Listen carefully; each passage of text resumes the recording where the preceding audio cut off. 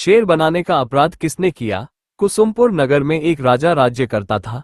उसके नगर में एक ब्राह्मण था जिसके 4 बेटे थे। लड़कों के सयाने होने पर ब्राह्मण मर गया और ब्राह्मणी उसके साथ सती हो गई। उनके रिश्तेदारों ने उनका धन छीन लिया। वे चारों भाई नाना के यहाँ चले गए, लेकिन कुछ दिन बाद वहां भी उनके साथ बुरा व्यवहार होने लगा। तब सबने मिलकर सोचा कि कोई विद्या सीखनी चाहिए। ये सोच करके चारों 4 दिशाओं में चल दिए। कुछ समय बाद वे विद्या सीखकर मिले। एक ने कहा, मैंने ऐसी विद्या सीखी है कि मैं मरे हुए प्राणी की हड्डियों पर मांस चढ़ा सकता हूँ। दूसरे ने कहा, मैं उसके खाल और बाल पैदा कर सकता हूँ। तीसरे ने कहा, मैं उसके सारे अंग बना सकता हूँ। चौथा बोला, मैं उसमें जान डाल सकता हूँ। फिर वे अपनी विद्या की परीक्षा लेने जंगल में गए। वहां उन्हें एक मरे शेर की हड्डियां मिली।